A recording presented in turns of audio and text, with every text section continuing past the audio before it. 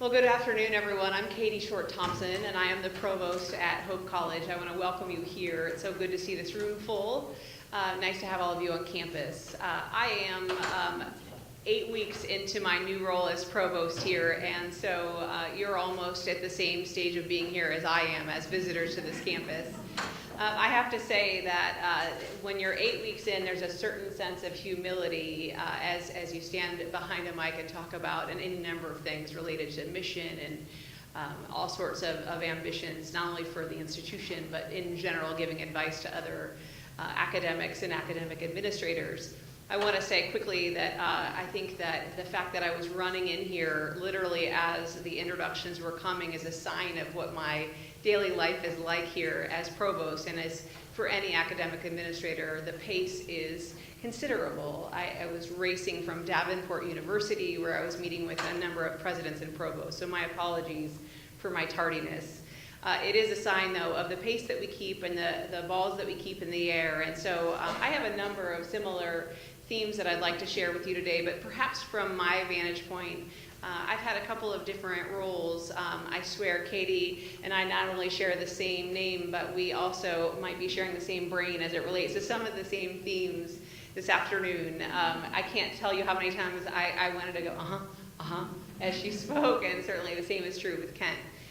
When I thought about what I'd like to share with you, I couldn't help but thinking about the two different kinds of roles I've had most recently. You know what a provost is. It's the chief academic officer. The role that I had immediately before this was a dean of a college, but also a campus. And so I had a unique ability to see the entire institution and lead from that vantage point, more as a CEO than a CAO. And so I share with you bits and pieces from both experiences, because certainly I've benefited from both vantage points. The entire executive position is more like a presidency, and then this position as a chief academic officer. I want to focus really on a few things, thinking a little bit more about mission, vision, strategic plan, and finances. When I think specifically about what you're juggling as you think about where do world languages head and how do we best secure the futures of these units and of all the programs and just the general health of your disciplines, I think there are so many important things to consider. I know that many of you have been a part of creating mission statements and vision statements and strategic plans. But one of my questions for you today would be, in your own departments, have you actually done the same for your department? And I ask you that question because very few departments, academic departments, do so. And I'm not asking you to create something as large as the ones that your institutions have created, but I am asking you to consider the fact that if you build your own very specific mission, vision, and strategic plan documents for your departments that fold under your institutions, focusing on certain areas where you know you have strength, you will be stronger for it as an academic unit and also working with your administrators. So I can't encourage you enough to do just that. Where I've come from, department head, graduate program director, dean, now provost, I can tell you that in each case, I hired a consultant and had someone else come in to really brainstorm with my faculty and staff how we were uniquely equipped to handle all sorts of challenges that would actually deliver results for the institution. So I would simply encourage you to take the time to do that. Set aside a day and really dive into how can you help your administrators to achieve the goals that you all have set for your entire institution.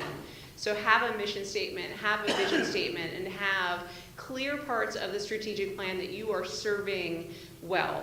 Many, many departments don't take the time to do it, and some will argue, is it worth the time? Trust me when I say it is. You will operate differently, you will think differently, you will prioritize your time a bit differently. It will help you to focus. You don't have to do the entire strategic plan, don't mimic the bigger plan, trust me on that part, but focus on what you can deliver.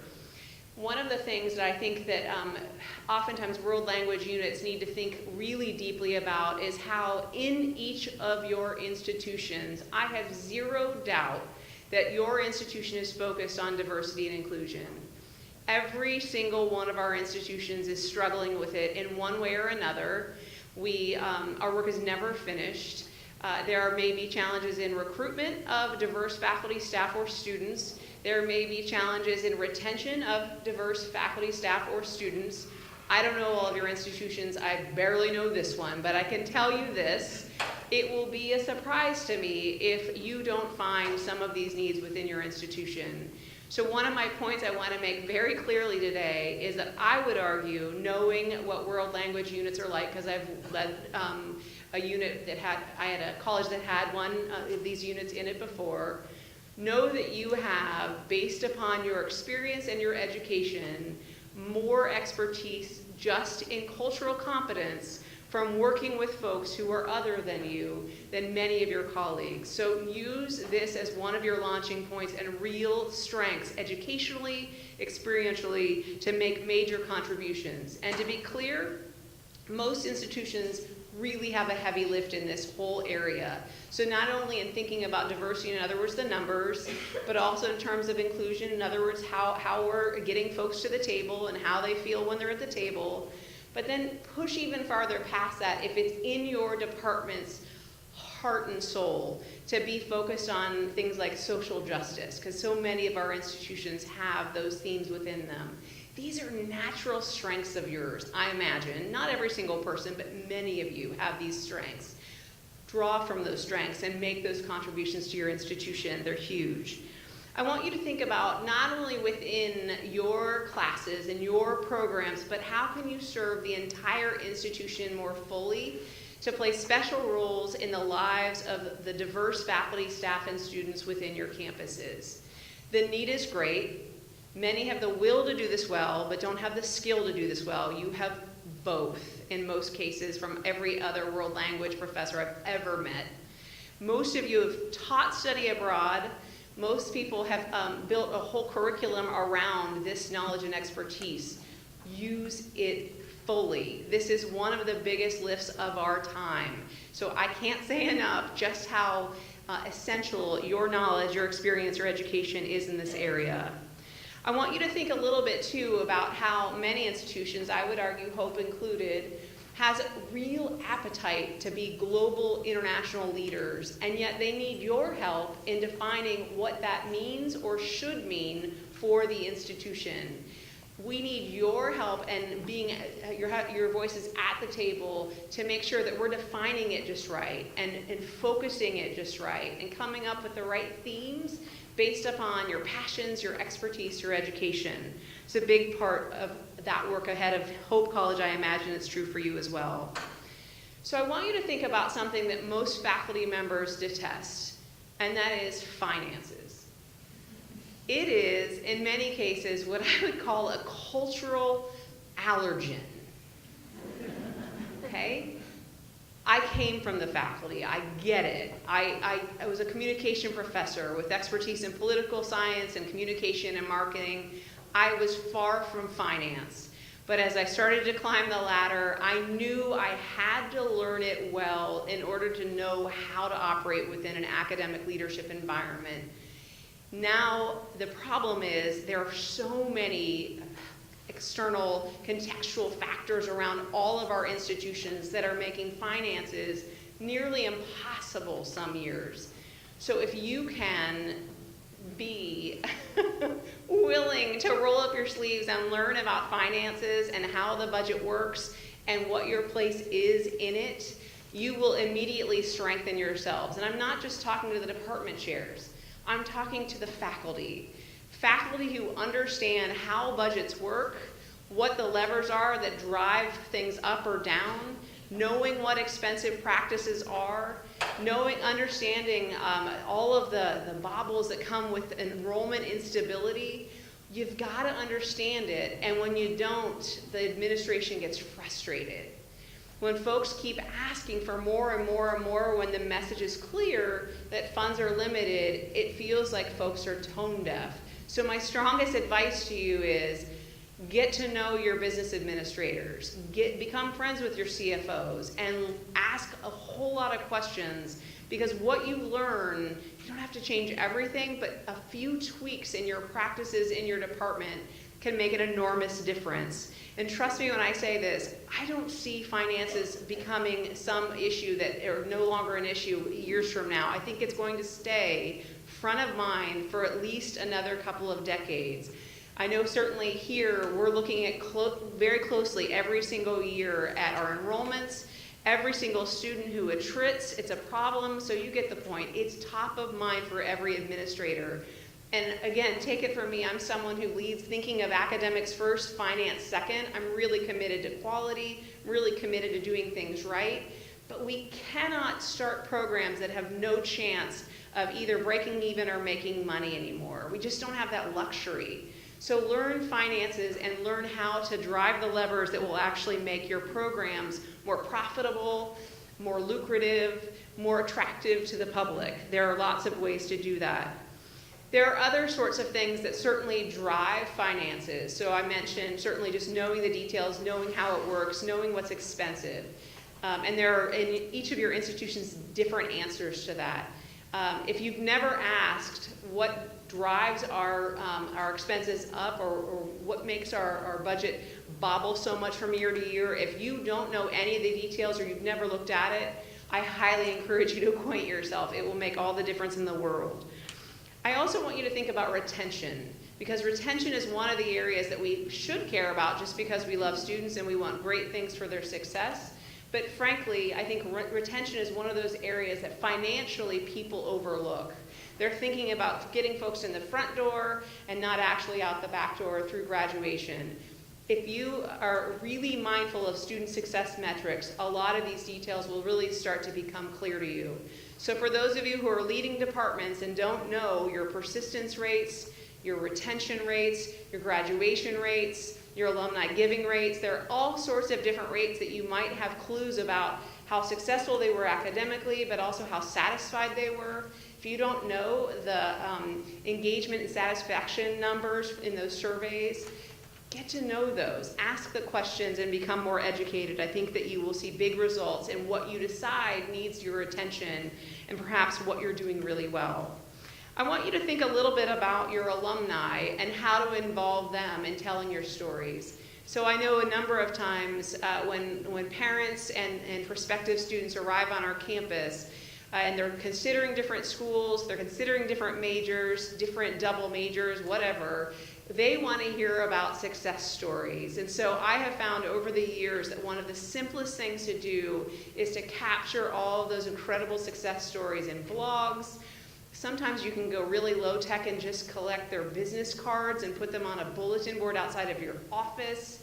Whatever you can do to show prospective students what you can do with your degree and their parents, it's a win.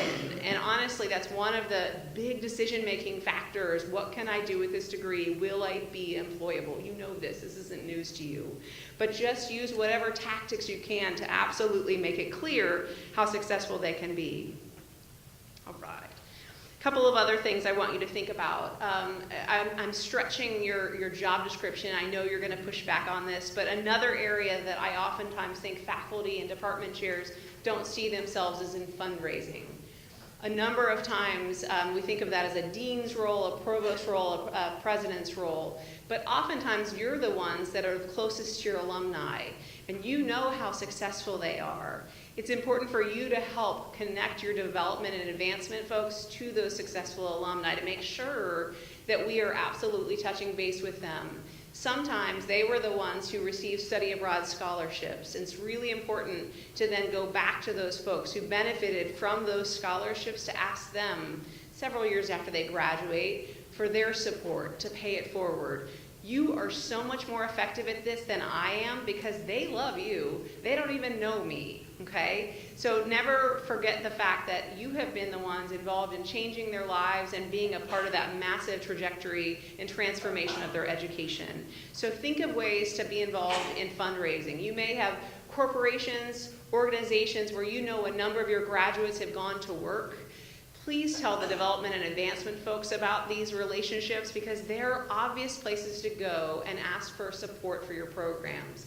Again, we're not asking you to ask for the money. We know you hate that even more than you hate finance. But we are saying that it would be super helpful to have those introductions made, because otherwise we have no idea that those really favorably disposed positive relationships are out there.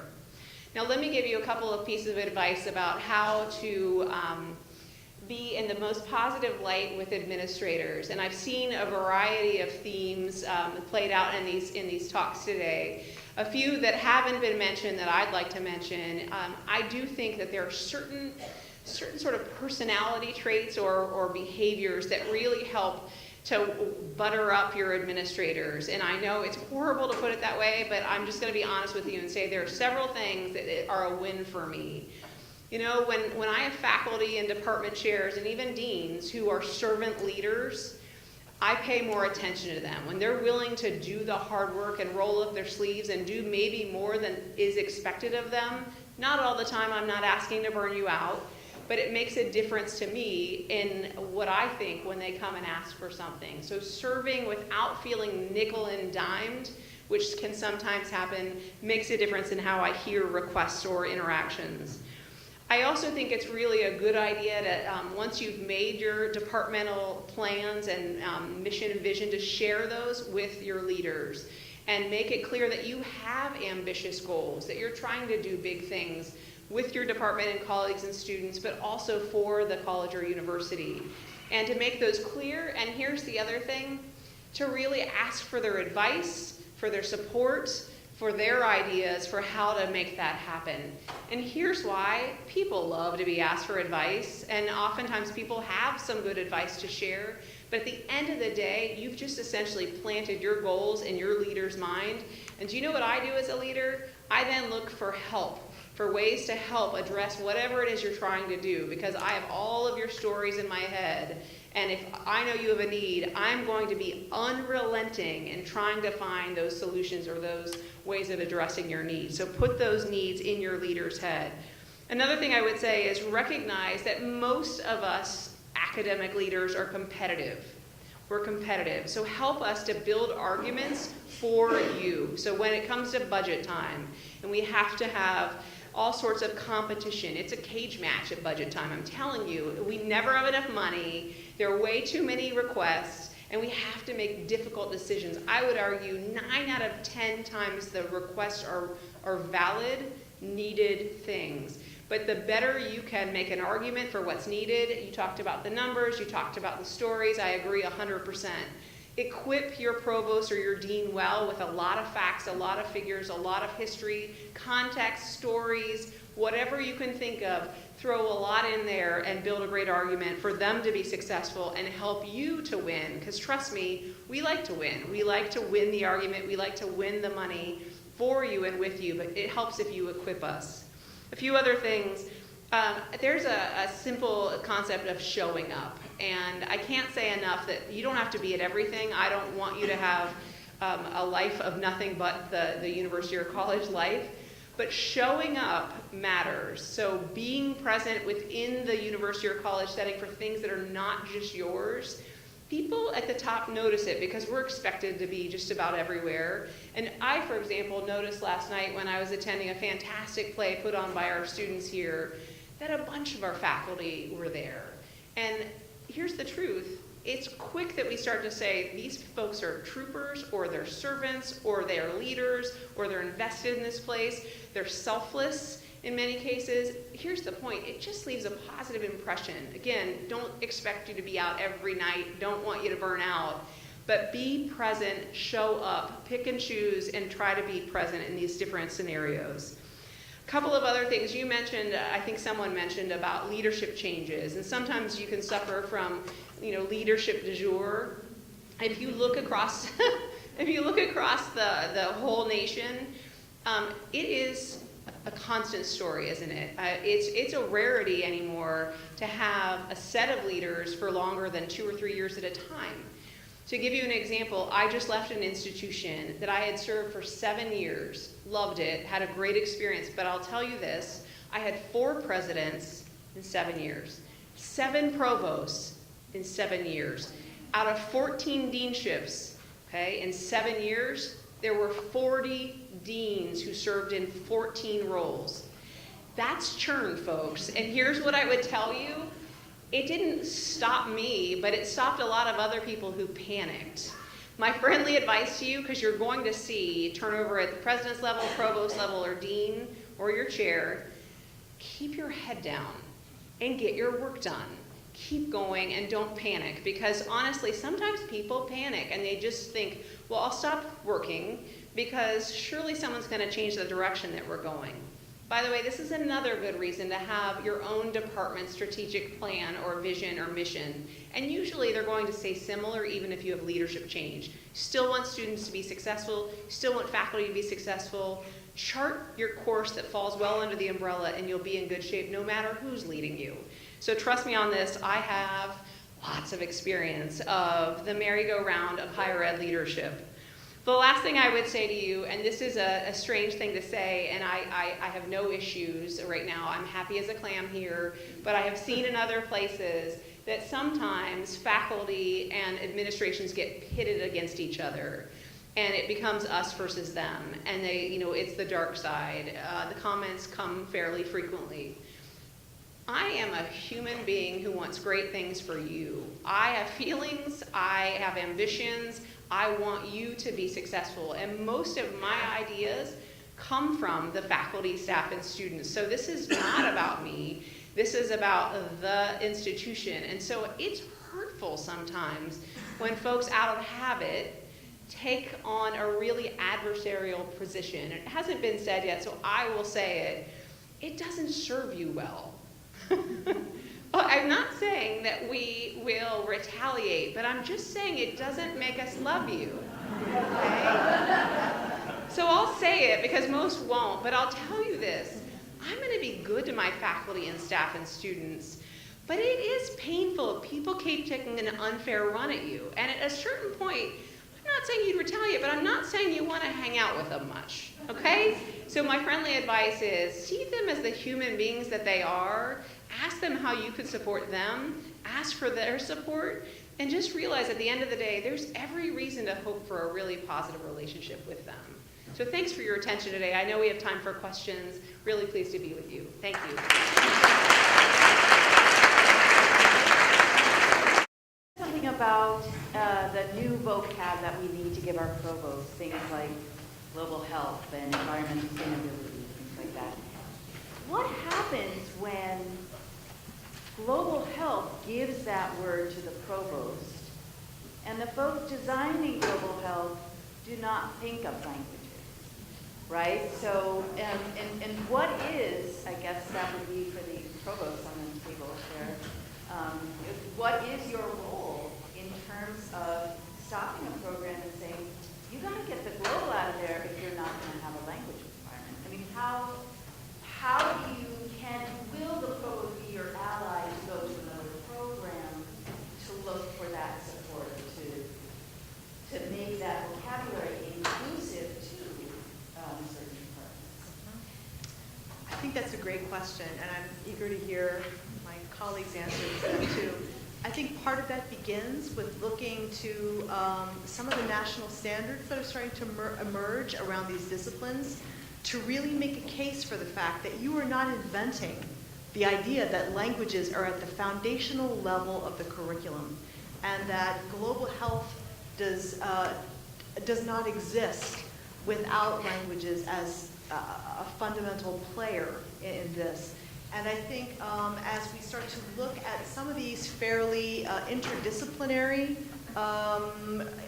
careers and paths emerge, the nice thing is that some of the work is already starting to be done, and we start to have models that we can share and trade, and the networking is starting to happen already. And so I would look to, again, to some of the professional organizations that can help you really chart out this path and really be able to provide context and national standards and pre-existing curricular models to really help substantiate and give some concrete guidance to how you intend to kind of scale this to your institution. And it always, I keep coming back to the fact that too often these conversations are weird one-to-one chair to administrator, and that is too much to shoulder. So before you even begin the conversation, it needs to absolutely begin at the departmental level so that you can really strategize how that might look, how global health or how language justice or however, how that really might fit in terms of how that would play out in terms of staffing and resources, so that the conversation doesn't get derailed if it were one-to-one. And so you can really kind of understand what the stakes might be once it moves up a notch. And you were talking with your administrators about that. I don't know if you have other ideas that you want to share. Okay. I agree that it shouldn't be one person going to the provost. I actually think one of your best arguments, if someone outside of your department or division, perhaps someone in a completely different part of the college or university, were advocating for it as well. I think that sometimes strengthens the position. I would just point out that in the long run, I think that the United States is far behind other countries that have far greater language proficiency and acquisition. And I think that when you think about anything global, if we're not including language, we're obviously missing a key component.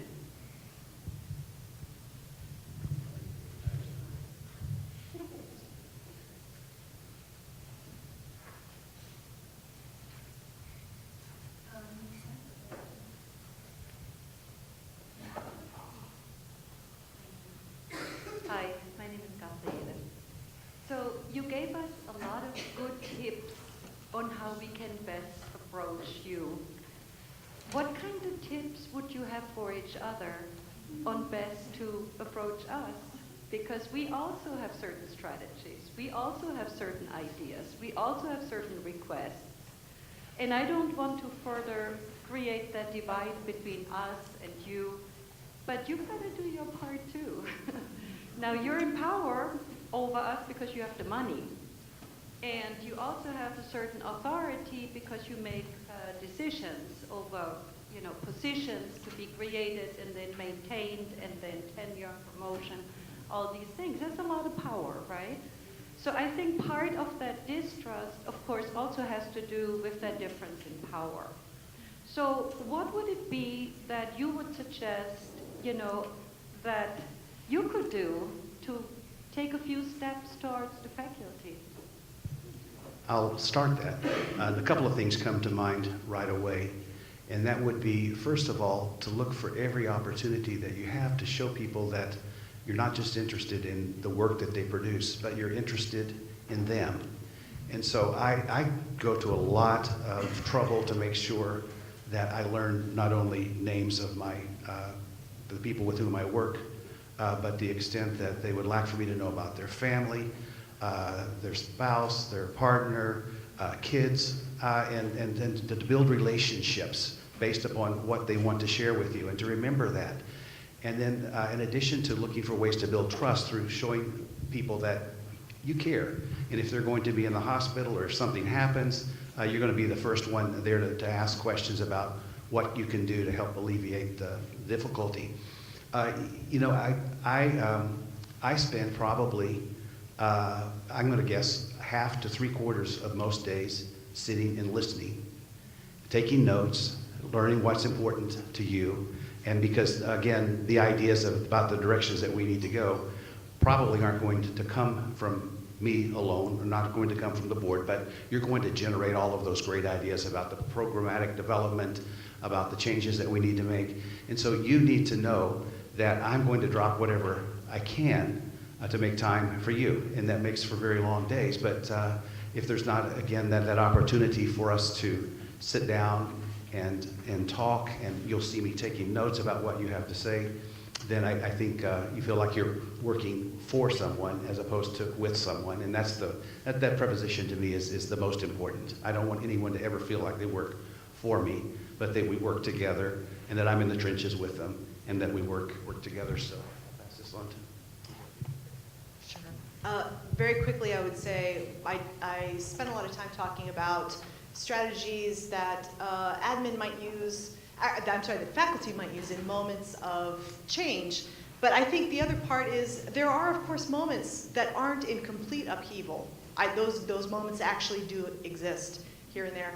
And I think in those moments, it's admin's job to really make good use of those times. And that's the moment when we actually really can go out and try to absorb the culture of the college. And that might take the form of reaching out and asking if that's an okay time to come and visit department meetings. Sometimes that's not okay. But if it is, that's a really good moment to actually become more fluent in the kind of language of each department, to try to figure out a little bit in greater depth what's going on department to department. I also think the other thing that I really want to say is within the limits of budget, because of course that's always an issue, I think one big step towards really reaching out to faculty all has to do with professional development. And that's something that can be done fairly grassroots.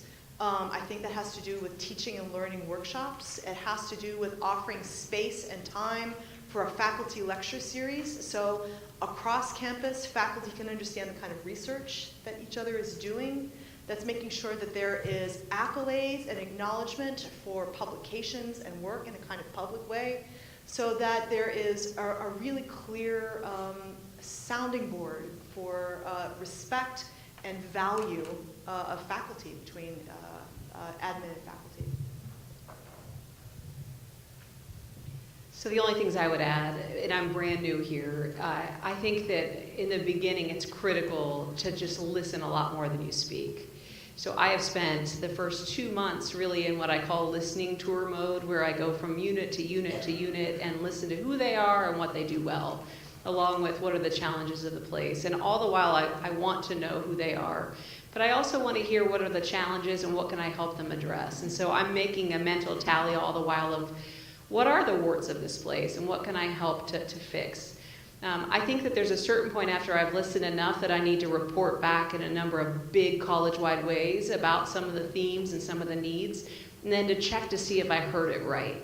So my experience has been either at a forum event or in a survey to actually be clear about here's what people are telling me good that we need to protect and not so good that we need to change, with the ideas about how we might change them. So those are important steps for me, and they've served me well before, because then they knew it really wasn't about my agenda, it was really their agenda.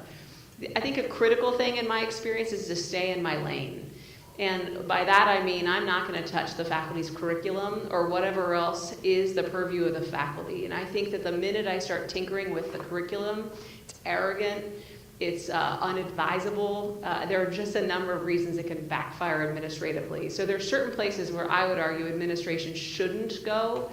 And I think that that's a good warning for new administrators that you know, should you tinker in areas that really aren't your purview, there's some negative parts to that. There's some fallout.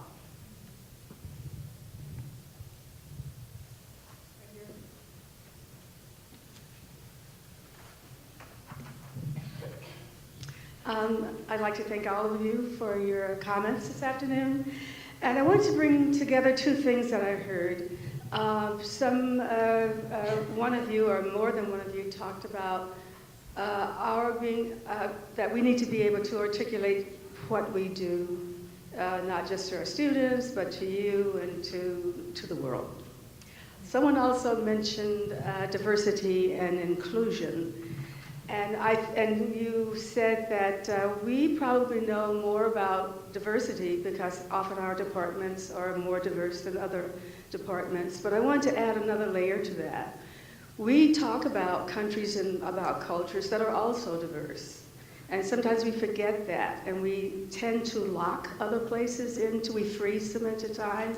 We freeze them into our picture or our image of what they are. And these are very complex countries, societies, cultures that are often very diverse. And I think we can learn a lot from them by looking at how they address their diversity, how they define things like discrimination or racism or anti-Semitism. There's a lot that we can do by looking at these cultures and countries. So I think we need to bring those kinds of things together. We need to maybe do a better job of articulating it to you. So when we work together, that you know that, and that you don't lock, for example, Germany into one little, it's a little bit of self-interest there, into one image. So again, thank you, and I hope those are the kinds of things that we can talk about a little bit more.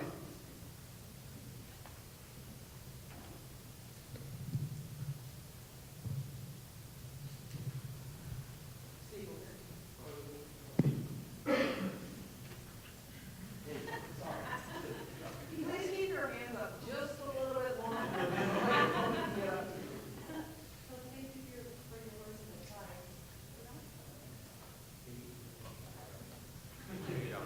Thank you for your words of advice. I did hear that you were trying to direct us in maybe the best ways to ask for resources and things that could help us do our work.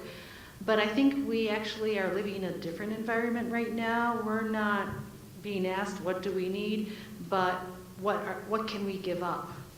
And I think that when we are always trimming the fat to the point that we really can't do what we need to do with what we have, and there's nothing left to take away. I don't even think we're asking for gravy. I think we're asking, can we get back some of the minimal stuff that we used to have? And so I think in that sense, we're speaking different languages. And so how can we make you understand that we need a bare minimum, and even though the environment is such that doesn't allow you to give this, that, or the other, you cannot go below that minimum. And yet we are operating below that minimum of resources.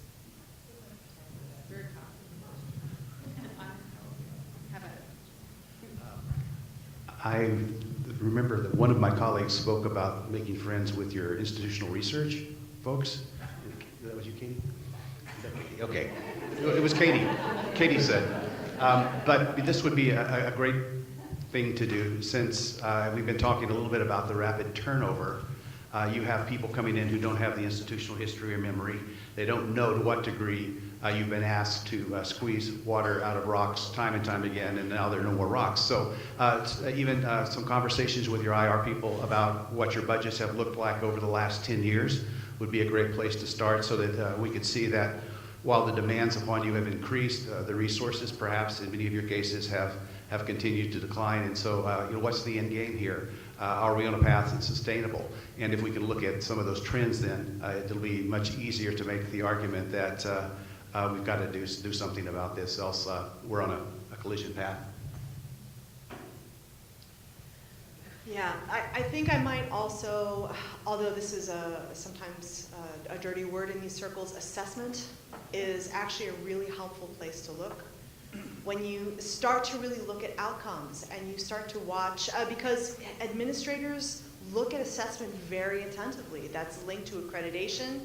And so when you start to see your students' performance fall, that becomes a kind of bellwether to what you are doing in these classes. And so you can make really clear arguments for why you just can't do any less than what you were already doing, and in fact you really need to do more. And so I think one of the things I would go back to is I would encourage you to read that article I recommended about against medical Spanish, which talks about this movement that is in which a lot of institutions have said, yeah, this like 102 Spanish is fine. That should do the trick. And you can start to see arguments that show just how subpar that really is to be functional for professions. And that starts to really perk up administrators' ears, because ultimately administrators answer to board of trustee members, and the language of how will your graduates perform in the work world is actually a helpful argument to start to build. And so if you can start to talk about that chain of performance that lead to professions, that can be helpful to reverse that trend of, yeah, you need to actually do less in your departments. Could be one. One final question, please, right here.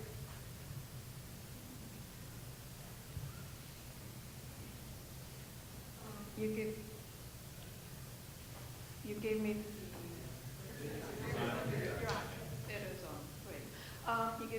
the perfect segue talking about subpar, about the future. I am concerned about, I'm the new chair of our very small language unit, and we have lost many lines through retirements, etc.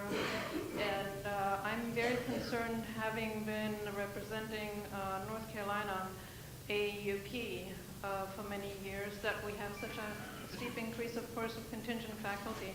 And I see that increase being higher in languages than in many other programs. And so what is the future of the profession? Who is going to follow us? And how are we going to operate at a higher level of quality with faculty that is often does not come with a terminal degree? And the administration, of course, asks me to hire people with a terminal degree, but we're not training language teachers so much. And so if you could address those points, please. So I do want to go back to the question right before it first quickly. So one of the ways I would say, if you can demonstrate that you really are out of money, is to look at 3 years of your budget and to see what are you actually spending and what does it actually look like. And if you could really honestly say, these cannot be touched, and show line by line, I think your administrator is more likely to believe you. I had lots of very in-depth conversations about budgets and actuals for 3 years, and it became really clear to me that we were at a point where we could not cut farther when we were under these budget cuts. So I do want to say, if you can really demonstrate line by line that they're essential, I think many administrators might listen, but you're shaking your hand. I'm happy to talk to you afterwards. Because I don't know your situation, but I do know that that was persuasive for me. When I think about the contingent faculty piece, it's a different story in some cases. So every place is a little different, and some have standards within their board rules about what percentage need to be or should be full-time or tenure track. Certainly there's a high limit here. I think it's 67% tenure track at this college. So every place is different. So I would ask the questions, what are the institution's desirable ratios of tenure track, full-time but not tenure track, part-time? And I would make really clear to any of your administrators where you are in terms of data and what the trends have been, so that it's in front of them in a whole way. I mean, that they really get the full picture. And then make clear, I mean, I understand what that means because I'm an academic, but some others won't understand, for example, that means that there's not the research output, there's not the undergraduate research, there's not nearly the mentoring, if you don't have sufficient tenure track or tenured faculty. So I think, again, some of the arguments are obvious, but pointing out the real trends of the department and what the risks are if we keep backfilling retirements without having folks who are committed in a permanent fashion to the institution. Do you have other things you want to add?